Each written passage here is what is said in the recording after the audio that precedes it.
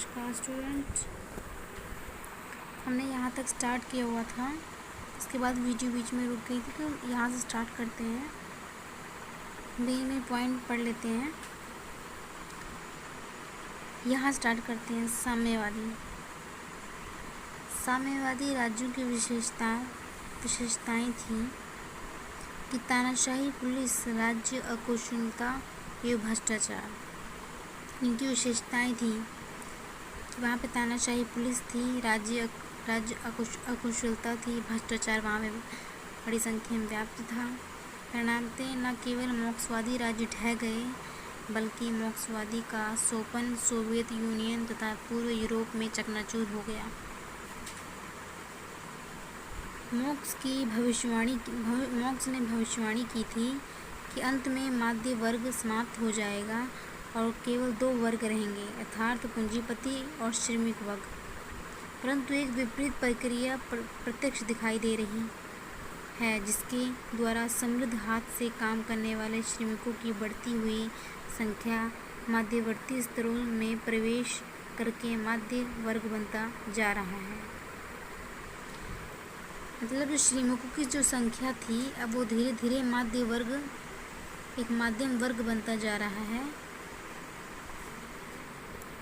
जहाँ जनसंख्या में बहुसंख्या मध्यम वर्ग की है। यहाँ पर जनसंख्या बड़ी संख्या में मध्यम वर्ग है, न कि श्रमिक वर्ग की। ये प्रक्रिया दोनों पूंजीवादी तथा साम्यवादी समाजों में दृष्टिगोचर हो रही है, मतलब पाई जा रही है। जिल्लास के अनुसार साम्यवादी राज्यों में एक नए वर्ग का उदय हुआ, जिसमें साम्यवादी नेता भी शामिल थे। इस वर्ग के पास राजनीतिक शक्ति और बेहतर अवसर उपलब्ध थे। साम्यवादी राज्यों में भी वर्ग संरचना और नए वर्ग का अधिसंख्यक वर्ग पर आधिपत्य पूरी तरह समाप्त नहीं किया जा सका। सामाजिक समस्याओं के कई कारण थे, किसी एक कारण से विश्लेषण संभव नहीं था। हालांकि मार्क्स ने केवल आर्थिक कारणों पर ही बल दिया था। इसके अलावा संस्कृति और सामाजिक संरचना के समग्र दृष्टिकोण में अंतिम परिणाम पर देना बहुत ही तर्कसंगत नहीं था। मतलब मार्क्स जो थे, उन्होंने सिर्फ आर्थिक कारण को ही उन्होंने कहा, बल देकर कहा कि यही कारण है सामाजिक समस्याओं की। समाज बदल रहा था, कई प्रवृत्तियां एक दूसरे से घुल मिल रही थीं, कई में टकराव हो रहा था। इससे नई चेतना पैदा हो रही थी और इसके परिणाम स्वरूप पहले से अलग प्रकार की सामाजिक समस्याएं पैदा हो रही थी। सामाजिक समस्याओं को एकीकृत दृष्टिकोण के संदर्भ में दिक् या काल का संदर्भ महत्वपूर्ण हो गया।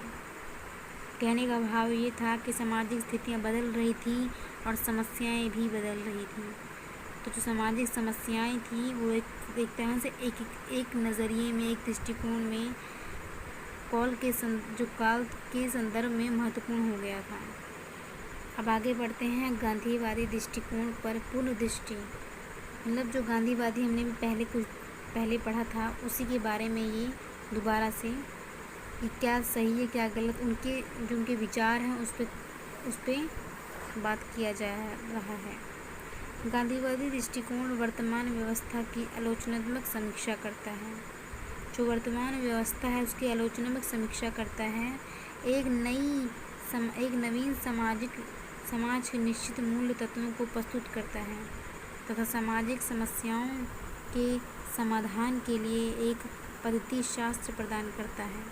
आलोचकों की युक्ति है, जिन्होंने आलोचना की थी उनकी युक्ति है कि गांधीवादी दृष्टिकोण में मौलिकता का अभाव है तथा ये परंपरागत भारतीय विचारों, समाजवाद तथा उदारतावाद का एक समीक्षण व आदर्शवादी है। ये तथा सामाजिक वास्तविकता की रक्ष प्रकृति से परे है। जो समाज में वास्तविकता है उससे परे है उनका ये नज़रिया, जो आलोचकों का कहना है। अन्याय के प्रतिकार के गांधीवादी सत्याग्रह की पद्धति आज किसी न किसी रूप में सारे विश्व में मान्य है। संयुक्त राज्य अमेरिका में निवास करने वाले लोगों ने गारों के अन्याय से मुक्ति के लिए इस पद्धति का सफलतापूर्वक उपयोग किया। दक्षिण अफ्रीका के नस्ल विरोधी संघर्ष में भी इस पद्धति का उपयोग किया गया। पूर्वी यूरोप की जनता ने साम्यवादी तानाशाही के विरुद्ध भी इसका उपयोग किया। पढ़ते हैं समकालीन सामाजिक वास्तविकता। समकालीन सामाजिक वास्तविकता, दुष्क्रमिक पक्ष। इसमें ये बात की जा रही है कि ये क्रियाएं तथा दशाएं जो समाज की सरल प्रकृत्मकता पर प्रतिकूल प्रभाव डालती है दुष्क्रमिक कहलाती है। जो समाज के सरल उस पर प्रतिकूल प्रभाव कोई डालता है तो उसके दुष्क्रमिक कहा जाता है। समाजशास्त्र में शब्द का प्रयोग मर्टन ने किया। सभी समाजों में अपराध, बाल अपराध, मद्यपान, मादक द्रव्य व्यसन, वेश्यावृत्ति, निर्धनता तथा सामाजिक आर्थिक असमानता दुष्कृत्मक स्वीकार की गई है। ये समाज में स्वीकार किया गया है, उसे दुष्कृत्मक कहा गया है। आगे पढ़ते हैं। समकालीन समाज में अनेक दुष्कृत्मक क्रियाएं एवं दशाएं हैं जो विश्व, राष्ट्रीय तथा स्थानीय स्तर पर पाई जाती हैं। विश्व स्तर पर, स्थानीय स्तर पर पाई जाती हैं। इन तीनों स्तरों की दुष्क्रियात्मक क्रियाएं एक दूसरे से बड़ी गहराई से जुड़ी हुई हैं। अब पढ़ते हैं विश्व स्तर पर क्या दुष्क्रियाएं हैं। कई ऐसी संस्थाएं हैं जो विश्व स्तर पर कार्य करती हैं। प्रथम विश्व युद्ध के बाद लीग ऑफ नेशन की स्थापना भविष्य में होने वाले युद्धों की रोकथाम और विभिन्न राष्ट्रों के बीच पारस्परिक समझ की अभिवृद्धि की हुई थी। यह अपने कार्यों को प्रभावशाली ढंग से पूरा न कर सके। मतलब कहने का भाव ये है कि कई ऐसी विश्व स्तर पर कार्य करती हैं, लेकिन जब युद्ध हुए तो इन लोगों का इतना सहयोग ही नहीं था इसे रोकने में। उस आगे पढ़ते हैं। ये अपने कार्यों को प्रभावशाली ढंग से पूरा न कर सके। अंत में सन 1939 में द्वितीय विश्व युद्ध की शुरुआत हुई और प्रथम और दूसरे विश्व युद्ध में भीषण बर्बादी हुई। जब तक यूएसएआर विघटित नहीं हुआ तब तक शीत युद्ध की धमकी और आणविक अस्त्रों की भय का अनुभव विश्वव्यापी स्तर पर मानव जाति द्वारा किया गया। मतलब अमेरिका में भी ऐसा नहीं है कि वहाँ अमेरिका में भी कई अस्त्रों की बड़ी संख्या में उपयोग किया गया और इसे रोका इतना नहीं गया, जिसकी वजह से वहाँ पे भी बर्बादी का स्तर हुआ। हाल ही के दशकों में धार्मिक रूढ़िवादी के उद्भव में बेरोजगार की दर में वृद्धि हुई, अर्थव्यवस्था की मंदवृद्धि, सार्वभौमिक आतंकवाद के आविर्भाव की प्रबल सार्वभौमिक चुनौतियां हैं। ये सारी चुनौतियां हैं एक हिसाब से जो समस्याएं पैदा करती हैं, समाज को दूषित करते हैं। दुनिया अब भूमंडलीकृत हो गई है, इसलिए सामाजिक समस्याएं राष्ट्रीय सीमाओं में कैद नहीं रह गई हैं, परंतु कुछ समस्याएं कुछ खास देशों में ही प्रमुख रूप से सक्रिय है। इस संदर्भ में हम राष्ट्रीय स्तर पर भारत की कुछ दुष्क्रियाओं और समस्याओं की चर्चा करने जा रहे हैं। संस्था के रूप में धर्म का काम आम आदमी के बीच भाईचारा सौहार्द फैलाना है। सौहार्द का अर्थ भी भाईचारा ही होता है, फैलाना है। दुर्भाग्यवश भारत में विभाजन के संप्रदायवाद के दुष्क्रियात्मक पक्षों को बढ़ावा दिया गया है। इसके परिणाम स्वरूप यहाँ कट्टरपंथ और आतंकवाद ने काफ़ी तबाही मचाई है। अभी तक हमने पढ़ा विश्व स्तर पर, अब पढ़ते हैं स्थानीय स्तर पर दुष्क्रियाएं। भारतीय समाज की अन्य दुष्क्रियात्मक दशाएं हैं जो स्थान, विशेष क्षेत्र अथवा राज्यों से संबंधित है। उदाहरणतः आतंकवादी गतिविधियां मुख्यतः कश्मीर और पूर्वोत्तर राज्यों में केंद्रित है।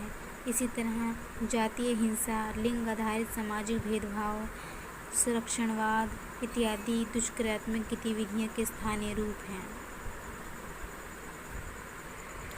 आगे बढ़ते हैं। वास्तविक प्रश्न ये है कि कैसे और क्यों ऐसी दुष्कर्मात्मक दशाएं समाज में विकसित होती हैं। भिन्न भिन्न समाजों में समस्याओं के अपने विशिष्ट संदर्भ होते हैं। भारत के सामाजिक आर्थिक दशाओं तथा पश्चिमी यूरोप एवं उत्तरी अमेरिका में अंतर है। इस प्रकार इस समाजों के सम्मुख जिन सामाजिक समस्याओं की चुनौती है उनमें भी अंतर है। एक समाज में दुष्कृत्यों का निकट संबंध सामाजिक, आर्थिक और राजनीतिक विकास से होता है। पश्चिमी औद्योगिक पूंजीवादी समाज जो वैचारिक समर्थन प्रकारात्मक सिद्धांत से प्राप्त करते हैं। अपराधों, बाल अपराध, मद्यपान, अकेलापन, यौन अपराध, मानसिक व्यवधान, तलाक की बढ़ती हुई दर तथा बढ़ती हुई आर्थिक असमानता की चुनौतियों का सामना कर रहे हैं। उसी प्रकार से पहले के सोवियत रूस में तथा पूर्व यूरोप में, जहाँ पिछले 7 दशकों से शोषण, अपमानवीकरण, अजनबीपन और सामाजिक आर्थिक असमानता से मुक्त समाज की रचना करने का प्रयास किया गया था, वह भी दुखन सोपन सिद्ध हुआ। भारतीय समाज भी यहाँ जहाँ गांधी ने अपने सत्य, अहिंसा और नैतिक व्यवस्था के प्रयोग किए, आज हिंसा, आतंकवाद, अपराध एवं भ्रष्टाचार की बढ़ती हुई चुनौतियों का सामना कर रहा है।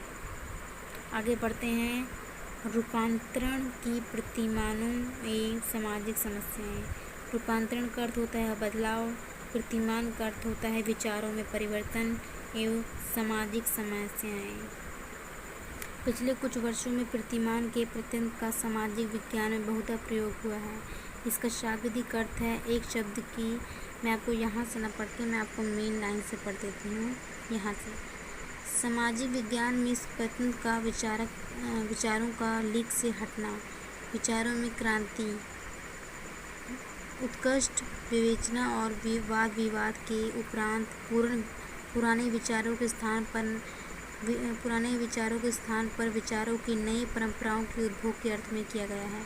इसका अर्थ यही होता है, इसमें ये बताया गया कि प्रतिमान का क्या अर्थ है, इसको पूरा तो मैंने आपको शॉर्ट में बता दिया है कि प्रतिमान का जो अर्थ होता है पुराने विचारों के स्थान पर नए विचारों का आना। यहाँ मैंने लिखा हुआ है विचारों में बदलाव। आगे बढ़ते हैं। 200 साल के दरमियान सामाजिक, आर्थिक तथा राजनीतिक विकास के प्रतिमान के बारे में एक बड़े पैमाने पर वाद विवाद चल रहा है। इस प्रक्रिया में विचारों में बदलाव हुए तथा कुछ एक वैचारिका के स्थान पर दूसरी वैचारिका को विचारों को अपनाया गया। आधुनिक शब्दावली में इसे प्रतिमान का बदलाव कहा जा सकता है। देखो यहाँ पे भी यही कहा गया है। ये विकास के पुरानी प्रतिमान के स्थान पर विकास के नए प्रतिमान का उद्भव हुआ है। विकास के इन प्रतिमानों को हम इन निम्नलिखित ढंग से विभाजित कर सकते हैं। उदारतावादी पूंजीपति विचारों की नई शुरुआत की, इसका अर्थ है। और उसके बाद साम्यवादी, लोकतंत्रीय, समाजवादी और भारतीय प्रयोग और गांधीवादी प्रतिमान, इन सब पर हम बारी बारी डिस्कस करेंगे। स्वतंत्र उद्यम, औद्योगिकरण, आधुनिक प्रौद्योगिकी, जन उत्पादन प्रथा। जो प्रतिमान की बात की गई है विचारों में बदलाव, इन्हीं पर था कि जो स्वतंत्रता हो, औद्योगिकरण किया जाए, पुरानी चीज़ों को छोड़ के आधुनिक प्रौद्योगिकी का इस्तेमाल किया जाए, टेक्नोलॉजी का इस्तेमाल किया जाए, तथा जन उत्पादन पर था कि जो लोगों के लिए जन उत्पादन पर था। इन विचारों के अमल के सामाजिक, आर्थिक और राजनीतिक परिणाम स्वरूप लोकतांत्रिक राज्य, बड़े पैमाने का औद्योगिकरण, ग्रामों से नगरों को प्रवासन, गांव से नगरों की ओर बढ़ना, यूरोप एवं उत्तरी अमेरिका में अग्रगामी नगरीकरण जैसी प्रक्रियाएं तेजी से उभरी। अमेरिका की बात की जाए तो वहाँ तो सबको पता है कि किस तरह नगरीकरण और विकास दर किस तरह बढ़ा। इसके फलस्वरूप नामहीनता सामाजिक नियंत्रण की परंपरागत पद्धति में दिखाई पड़ता है। आगे पढ़ते हैं। लोकतांत्रिक पूंजीवादी समाज अपने नागरिकों को रहन सहन का एक न्यूनतम स्तर और पर्याप्त राजनीतिक स्वतंत्रता प्रदान करने में सफल हुआ है।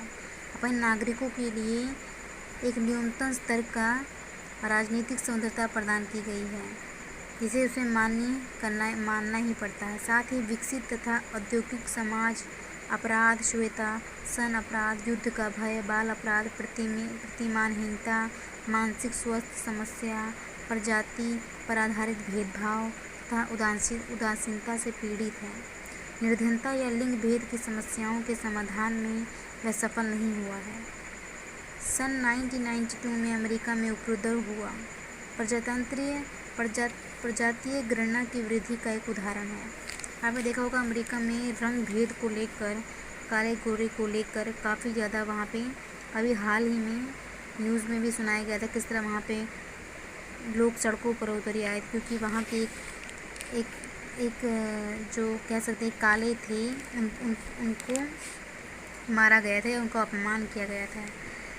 आगे पढ़ते हैं। प्रजातंत्र गणना की वृद्धि का एक उदाहरण है। इसी तरह की गोचर मतलब जो दिखाई देती हैं और गोचर जो दबी हुई होती हैं, गोचर व अगोचर प्रजातीय गणना की प्रवृत्तियाँ इंग्लैंड, जर्मनी और फ्रांस में भी दिखाई देती हैं।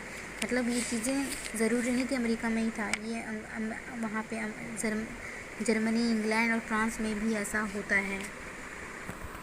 आगे बढ़ते हैं। साम्यवादी प्रतिमान। साम्यवादी प्रतिमान का अर्थ होता है, इस मतलब मैंने पूरा पढ़ा है तो जो उसका वो निकाला है, टाइटल निकाल दिया एक, कि पूंजीवादी का विरोध। इन्होंने साम्यवादी जो था, इन्होंने पूंजीवादी का विरोध किया था। तो सामाजिक तथा आर्थिक विकास की साम्यवादी प्रतिमान मुख्यतः मार्क्स तथा लेनिन के सिद्धांतों पर आधारित है। तो दो लोगों के सिद्धांत पर आधारित था ये सामाजिक और आर्थिक विकास के साम्यवादी प्रतिमान। विचारों में बदलाव। साम्यवादी विचारिका पूंजीवादी विचारिका के विरोधी हैं।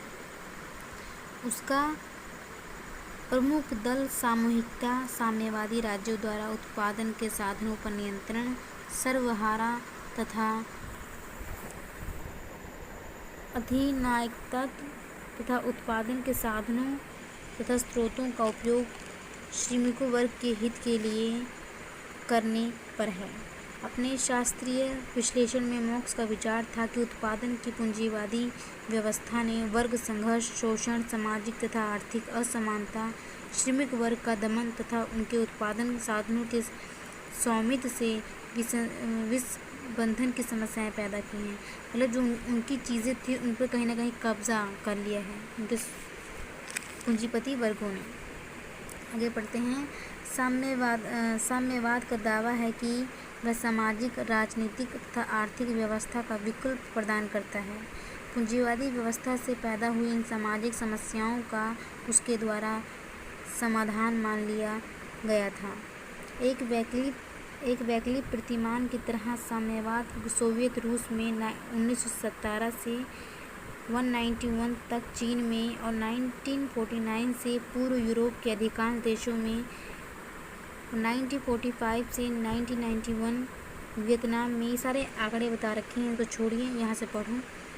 साम्यवादी समाज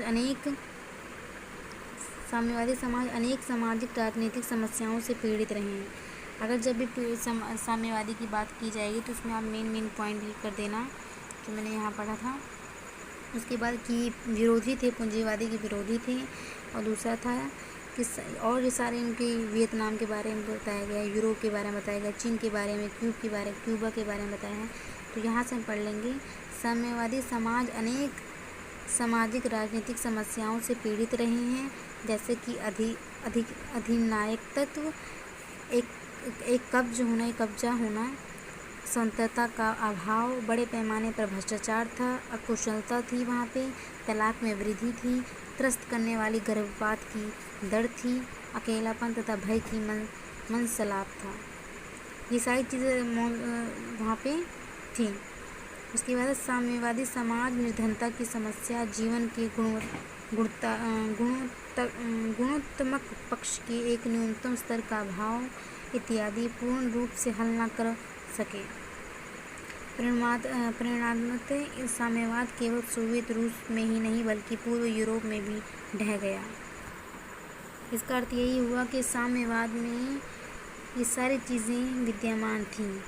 भ्रष्टाचार था, बड़े पैमाने पर तलाक में वृद्धि थी, गर्भपात करने की दर ज़्यादा थी। जो साम्यवाद ये सारी जो विकास के दर में एक अभाव का काम कर रहा था। ये सारी चीज़ें हैं जो समाज को ढह ले गया। आगे बढ़ते हैं। लोकतंत्रीय समाजवाद के प्रतिमान। 19वीं शताब्दी के अंतिम में विचारकों के एक समूह ने, विशेषता इंग्लैंड में फैबियन तथा फ्रांस और जर्मनी में भी कुछ अन्य लोगों ने साम्यवाद के दावे के प्रति एक आलोचनात्मक दृष्टिकोण अपनाया। अब जो साम्यवाद के दावे जिन्होंने किए थे कि हाँ हम इसके विरोधी, उनके लिए कुछ लोगों ने आलोचनात्मक दृष्टिकोण अपनाया। उनका विचार था कि पूंजीवादी तथा साम्यवादी दोनों प्रणालियाँ औद्योगिक और औद्योगिकी में भी और टेक्नोलॉजी में भी क्रांति द्वारा प्रदत्त चुनौतियों का उत्तर देने में अक्षम है। पूंजीवादी आर्थिक स्वतंत्रता नहीं प्रदान कर सकता और साम्यवाद राजनीतिक स्वतंत्रता नहीं दे सकता। दोनों प्रणालियाँ मानवीय गरिमा को नकारात्मक रूप से प्रभावित करती हैं। उनका कहने का यही भाव था कि जो पूंजीवादी है वो आर्थिक स्वतंत्रता नहीं प्रदान कर सकता है, आर्थिक तौर पर मजबूती, और जो साम्यवादी वो राजनीतिक स्वतंत्रता प्रदान नहीं कर सकता। कोई और आया और इन लोगों ने जो साम्यवादी विचार थे जो हमने अभी पढ़ा उसका भी उन्होंने आलोचना कर दी। यही इसमें कहा गया है। आगे बढ़ते हैं। दोनों प्रणालियाँ मानवीय गरिमा को नकारात्मक रूप से प्रभावित करती हैं। नया समाज तभी बन सकता है जब मानव सामाजिक, आर्थिक तथा राजनीतिक असमानताओं और उनकी शक्ति से उत्पन्न तनाव से स्वतंत्र हो। जब मानव एक सामाजिक, आर्थिक से और राजनीति के रूप में राजनीतिक जो असमानता फैली हुई है, अगर उनसे एक आम आदमी स्वतंत्र है तो वो इसमें परिवर्तन कर सकता है, जो इन सब से स्वतंत्र तो हो। अनेक पश्चिमी यूरोपीय देशों के समाजवादी तथा श्रमिक दलों ने प्रथम महायुद्ध के बाद शक्ति प्रदान की। ब्रिटेन में श्रमिक दल, स्वीडन तथा जर्मनी में सामाजिक लोकतंत्रीय दल ने अपने देश में लोकतांत्रिक समाजवाद के आदर्श को लागू करने की कोशिश की। ठोस अर्थों में उनके सामाजिक, राजनीतिक तथा आर्थिक आदर्शों ने श्रमिक वर्ग के हितों के लिए सामाजिक सुरक्षा के उपायों का रूप ग्रहण किया। जैसा कि ब्रिटेन, फ्रांस, स्वीडन, जर्मनी में प्रमुख उद्योगों का राष्ट्रीयकरण, कार्य की सुरक्षा, रोजगार, न्यूनतम मजदूरी, स्वास्थ्य योजना के प्रयास किए गए। कहाँ पे? ब्रिटेन में, फ्रांस में, स्वीडन में, जर्मनी में उद्योगों का राष्ट्रीयकरण किया गया था। मतलब रोजगार, उनके हर जो श्रमिक वर्ग थे उनके लिए विकास कार्य किए गए। उन्होंने अपने लोगों के बारे में सोचा। आगे बढ़ते हैं। राज्य की हस्तक्षेप की नीति होते हुए भी अपराध, बाल अपराध, प्रजातीय भेदभाव, लिंग भेद, मादक द्रव्य, शराब पीना या नशा करना, यौन अपराध, बेकारी, मद्यपान, तलाक की वृद्धि तथा वेश्यावृत्ति इत्यादि समस्याएं स्वीडन, फ्रांस और जर्मनी में, जहां लोकतंत्री समाजवादी किसी न किसी काल में शक्ति में रहे थे, हल ना हो सके। मतलब ये सारे लोकतांत्रिक समाजवादी व्यवस्था थी, फिर भी ये सारी समस्याएं जो थी ये फिर भी नहीं हल हो सकी। राज्य की हस्तक्षेप की नीति होते हुए भी हमने ये पढ़ लिया है, हल ना हो सके। आगे पढ़ते हैं। भारतीय प्रयोग और गांधीवादी प्रतिमान। गांधी जी की विचारधाराएं क्या थीं और भारतीय प्रयोग क्या थे, रियलिटी क्या थी और गांधी जी के विचार में क्या थे, इसमें पढ़ेंगे। 1997 के बाद भारत के आज़ाद होने पर लोकतांत्रिक समाजवाद, निश्चित अर्थव्यवस्था और गांधीवादी दर्शन के पालन की नीति अपनाई गई। स्वाधीनता के बाद, आज़ादी के बाद भारत ने गांधीवादी विचारधारा के साथ लोकतांत्रिक समाजवादी पथ का अनुसरण किया। भारत ने सामाजिक आर्थिक बदलावों के लिए मिश्रित अर्थव्यवस्था, सामाजिक आर्थिक नियोजन, पंचवर्षीय योजनाएं लाई गई, सामुदायिक विकास के लिए निर्धनता की समाप्ति, अनुसूचित जातियों तथा जनजातियों के हित की नीति बनाई गई, सामाजिक तथा शैक्षणिक दृष्टि से पिछड़े वर्गों के सामाजिक कल्याण पर विशेष बल दिया गया, शिक्षा, सामाजिक सुरक्षा तथा श्रमिकों की सुरक्षा में भी अनेक प्रयास किए गए। भारत में निर्धनता, अस्वस्थता, नगरीय केंद्रों में गंदी बस्तियां, अनपढ़ता, मादक द्रव्य व्यसन में वृद्धि, मद्यपान करना, भेदभाव, असस्पृश्यता, बढ़ता हुआ आतंकवाद एवं हिंसा को आज तक हल नहीं किया जा सका है। इस संदर्भ में हमने ध्यान में रखना है कि ये समस्याएं केवल राज्य के हस्तक्षेप द्वारा हल नहीं की जा सकती, राज्य की अपनी भी सीमाएं होती हैं। तो यहाँ पढ़ते हैं कि राज्य की अपनी भी सीमाएं होती हैं, किसी भी राज्य इन सारी समस्याओं का हल नहीं कर सकता।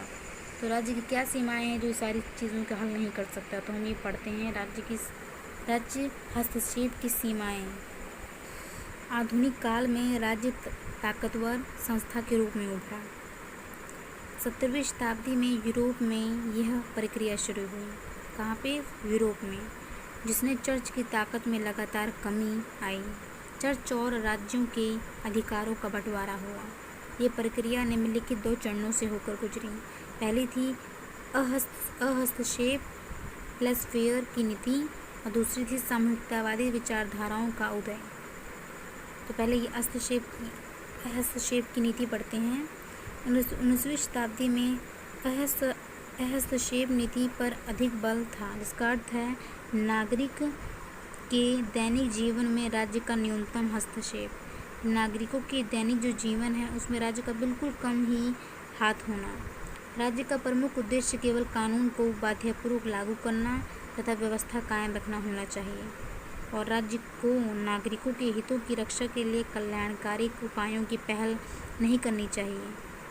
कहने का भाव ये है कि राज्य को नागरिकों के जो हितों की रक्षा के लिए कोई कल्याणकारी उपायों की पहल नहीं करनी चाहिए, बल्कि प्रत्येक व्यक्ति को अपना हित देखना समझना चाहिए। प्रत्येक व्यक्ति को अपना हित खुद देखना और समझना चाहिए। ये थी लेसफेयर की नीति। अब पढ़ते हैं सामूहिकतावादी विचारधारा। साम्यवादी, समाजवादी तथा फ्रांसीवादी वैचारिका के प्रभाव में सामाजिक समस्याओं का सामना करने तथा कल्याणकारी उपायों के संवर्धन में राज्य की भूमिका पर अधिक बल दिया जा रहा था। 1929 की विशाल मंदी के पश्चात पूंजीवादी राज्यों जैसे संयुक्त राज्य अमेरिका तथा फ्रांस ने भी अर्थव्यवस्था तथा बाजार के नियमन के लिए हस्तक्षेप किया। इन राज्यों ने बेकारी नियंत्रित करने के लिए, कारखानों के बंद होने की समस्या तथा असुरक्षा की समस्या के लिए कुछ विशेष कदम उठाए। मतलब भी कह सकते पूंजीवादी जो संयुक्त राज्य अमेरिका था, फ्रांस था, उन्होंने अपनी अर्थव्यवस्था को और बाजार को बनाने के लिए एक नियमहीन हस्तक्षेप किया। नियम कानून लेकर आए जिसमें ये किया गया कि बेकारी नियंत्रित करने के लिए, कारखानों बंद होने की समस्या से, इन सब के विशेष कदम उठाए अपने लोगों के लिए। आगे बढ़ते हैं। राज्य सबसे शक्तिशाली संस्था है और ये निस्संदेह उसकी भूमिकाएं हिंसा, सांप्रदायिकता, सामाजिक भेदभाव को नियंत्रण में तथा सामाजिक सुरक्षा तथा सेवा योजना के संबंध में बहुत महत्व रखती हैं। इसकी भूमिकाएं इसमें बताई गई हैं, जिसमें ये कहा गया है कि उसकी जो कोई भी राज्य में हिंसा या सांप्रदायिकता कोई भेदभाव होता है तो इस राज्य का दायित्व है कि वो सेवा भी करे और उन सब चीज़ों जो समाज राज्य में विध्वंसकारी उत्पन्न करते हैं कोई भी कारण, तो उस पर नियंत्रण बनाए रखे, यही उसका दायित्व है। आगे बढ़ते हैं। सीमाएं। हस्तक्षेप की नीति का पूंजीवादी राज्यों ने पूरी तरह अनुकरण नहीं किया। 1919 के बाद खास तौर पर राज्यों ने कई क्षेत्रों में हस्तक्षेप किया। इसी प्रकार राज्य हस्तक्षेप के सामूहिकतावादी विचारधाराएं भी सफल नहीं हुई, परंतु राज्य के हस्तक्षेप की सीमाएं हैं। सामाजिक चेतना, नागरिकता का भाव, जनता में दायित्व की भावना के द्वारा सामाजिक समस्याओं को और प्रभावी रूप से रोका जा सकता है। जब तक समाज द्वारा कल्याणकारी उपायों की स्वीकृति नहीं होगी, राज्य द्वारा किए गए प्रयास प्रभावी नहीं हो सकते। इस प्रकार हमको ध्यान में रखना होगा कि राज्य द्वारा प्रारंभ किए गए उपाय अपनी सीमाएं रखते हैं। समाज और राज्य दोनों मिलकर सामाजिक समस्याओं द्वारा उपस्थित चुनौतियों का प्रभावपूर्ण समाधान कर सकते हैं। इसमें यही कहा गया है कि राज्य के ऊपर सीमाएं हैं कुछ, और जनता, लोग, समाज मिलकर अगर राज्य के साथ मिलकर कार्य करेगा तो कई चुनौतियां जो समाज में विकास में बाधा डालती हैं या कोई भी शक्ति जो समाज के लिए बाधक है उस पर कंट्रोल किया जा सकता है। ये इनकी सीमाएं हैं कि राज्य की सीमाएं हैं, पर अगर लोगों का मिल जाएं, किसी गलत चीज़ के प्रति उसका विरोध किया जाए तो ये बहुत जल्दी हमें सफलता मिल जाएगी और इसका समाधान भी प्रभावपूर्ण हो सकता है। तो हमारा चैप्टर जो है यहाँ तक ख़त्म हो चुका है। ये क्वेश्चन आंसर हैं, एक ही क्वेश्चन है। प्रतिमान का यहाँ बोला गया है, प्रतिमान का अर्थ बताइए, जिसमें यही है कि पुराने विचारों से नए विचारों में आ जाना, उसी को ही प्रतिमान कहा जाता है। तो आगे हम नेक्स्ट वीडियो में आएंगे तो नेक्स्ट चैप्टर पढ़ेंगे। Okay, thank you so much. Video पसंद आए तो प्लीज़ लाइक कीजिएगा, सब्सक्राइब कीजिएगा चैनल को। Thank you.